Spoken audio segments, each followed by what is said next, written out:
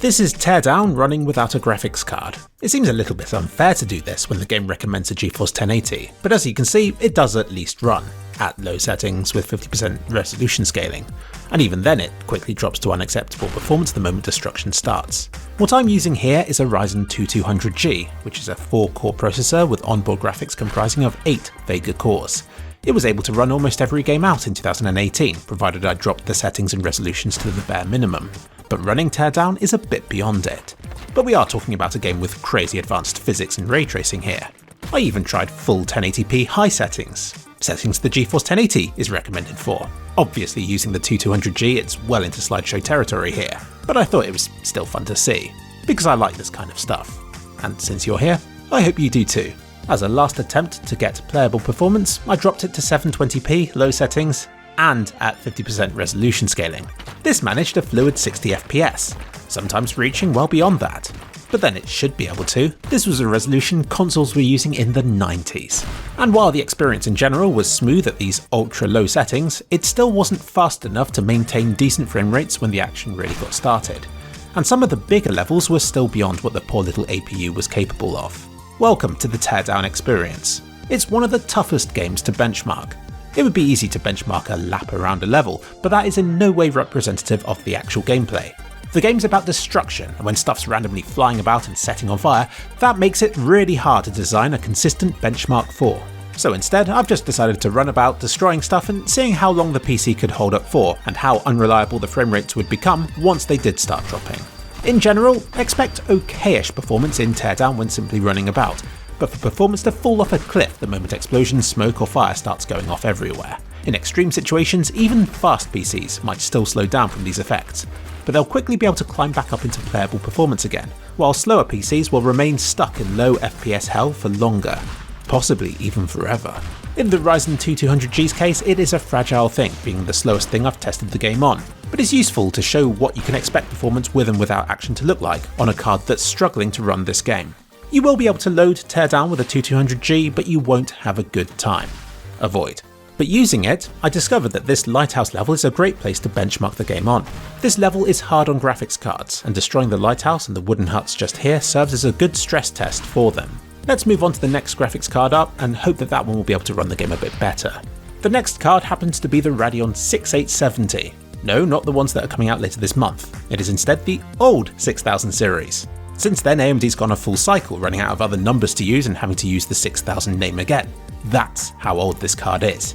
I picked this one up in 2013, second hand for £64, so even this graphics card is hopefully slower than whatever's currently powering your PC, and if not, just buy a better one on eBay. In terms of performance, the 6870 is still a big leap up from the Ryzen 2200G, which is more like the speed of the Radeon 4870. This time I started on the lighthouse level, at high settings 1080p, still slideshow performance as you'd expect. It wasn't until I dropped to 50% scaling, low settings, that I got something that resembled playable frame rates. In the campaign, you'll rarely need to lob a bunch of pipe bombs like this, so tanking performance here is acceptable. What isn't is how long this graphics card took to recover from it. The whole experience dragged along in slow motion for far too long to be acceptable. Later on, a single bomb was enough to drop it below 30 FPS again. It seems like it's the smoke effects that hurt graphics cards the most. But since you'll be detonating bombs in this manner a fair few times over the course of the campaign, the fact it's struggling here doesn't bode well. Other levels in the game also quickly slowed this card down, even after just minimal destruction. And on this lighthouse level, even after the dust had settled, when enough destruction had already been done, performance refused to climb back over the 30 FPS mark again. So it's safe to say that this game requires more graphics performance than the Radeon 6870 is capable of. The Radeon 380. This is more like an updated Radeon 7950, finally bringing us sort of up to the present day in terms of budget gaming performance. With so much more power under the hood than the 6870, it performed well on the lighthouse level, managing smooth performance when running about or when performing acts of light destruction. A pipe bomb barrage ended all that, but performance eventually climbed again after the smoke had dissipated. Large-scale destruction and fire still dropped it to a slideshow, but then I decided that this is an optional, but appealing aspect to the game, so I decided to boot up some of the campaign missions instead to see what sort of performance could be expected from them. The home hub is a surprisingly demanding area of the game. It hovered about 30 FPS here, which wasn't great, but wasn't terrible either. I decided that in the starting level it could easily handle low settings, so upped it to a native 1080p high settings and still got 20 to 30 FPS, which dropped to about 15 during collapses.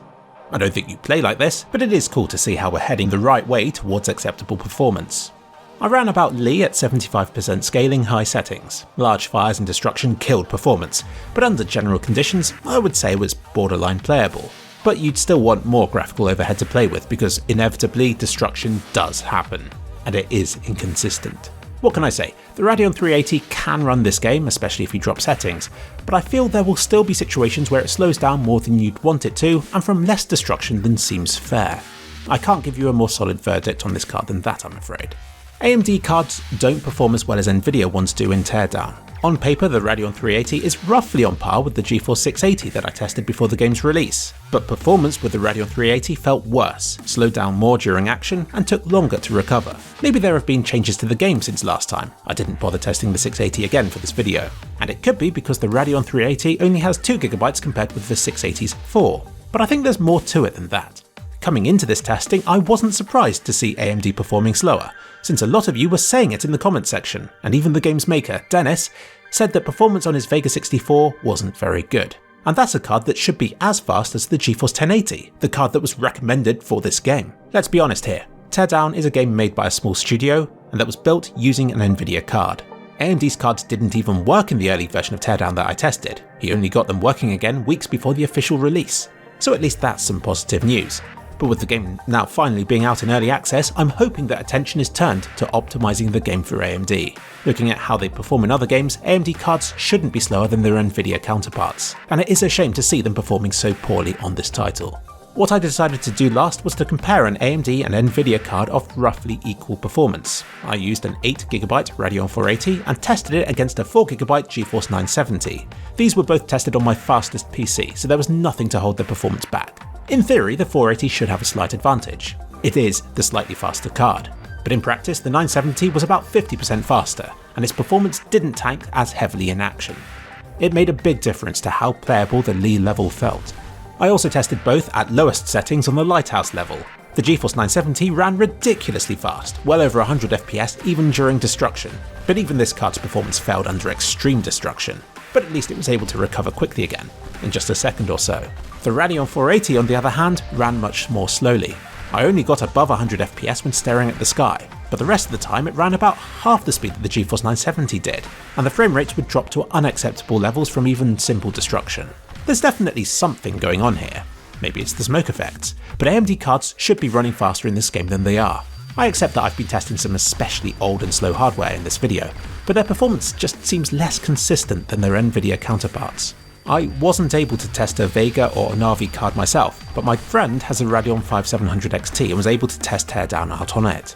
In fact, better than that, he's just been using the card to play through the game at 1440p high settings, and he's happy with the experience that he's getting. He says it hovers between 40 and 60 FPS most of the time, dropping to 35 if there's a lot of damage in the level. With a few explosions it can drop to 20 or 30 FPS, recovering after a few seconds depending on how much fire there is. And the worst performance he's encountered is in pipe bomb barrages, which can drop it down to sub 10 FPS if he goes particularly crazy with them.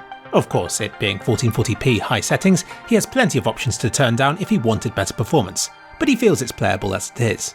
I suspect it's worse than a rival Nvidia card like the Geforce 2070 Super would be getting, but I guess once you reach this level of performance, it has enough raw power to push through how unoptimized it is. The 5700 XT is AMD's current fastest graphics card, and being Navi is similar to the architecture seen in the upcoming 6000 series, so hopefully we can learn a thing or two about them from how this card performs in Teardown. Assuming they'll only perform better than the 5700 XT does, it bodes well for AMD's upcoming cards, and I'm hoping that with a few game updates, Teardown will soon run better for everyone.